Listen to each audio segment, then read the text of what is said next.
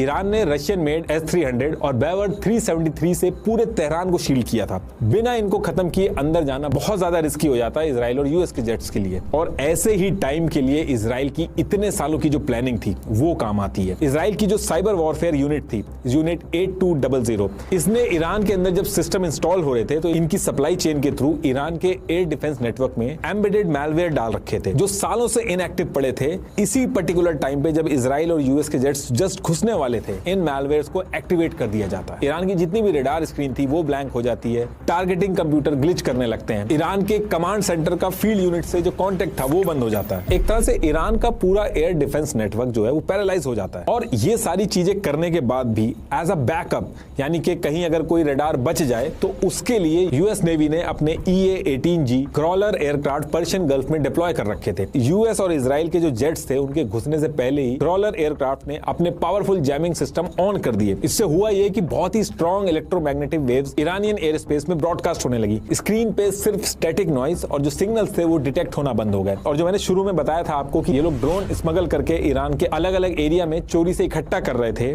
इसी टाइम पे उनको भी एक्टिवेट कर दिया जाता है। ईरान के अंदर S-300 और बैवर 373 बैटरी कहां पे एग्जैक्टली पोजीशन थी इनको पहले से ही पता था, तो ये सारे ड्रोन एक्टिव होके एग्जैक्टली इन्हीं को जा जाके उड़ा देते हैं। और ये सारी चीजें करने के बाद अब यहां से ईरान का पूरा एयर डिफेंस सिस्टम कोलैप्स हो जाता है और इसराइल और यूएस के जो जेट्स थे वो पेस्ट्रे स्ट्रीट कंपाउंड की तरफ बिना किसी रुकावट के एंट्री करने लगते हैं। अब ये सारी चीजें जब तक चली तब तक सुबह के 9:40 हो चुके थे। पेस्ट्रे स्ट्रीट कंपाउंड में खमेनेई और इनकी टीम की जो मीटिंग थी वो एज इट इज चल रही थी। इसके बाद एग्जैक्टली 9:40 पे मॉर्निंग में सबसे पहले यूएस और इसराइल के जो फाइटर जेट्स हैं वो बॉम्ब गिराते हैं। इनकी इंटेल इतनी एक्यूरेट थी कि एग्जैक्टली जहां पे मीटिंग चल रही थी वहीं पे बम गिराए गए और एकदम पिन पॉइंट लोकेशन पे 30 से ज्यादा ब्लू स्पैरो मिसाइल गिराई गई।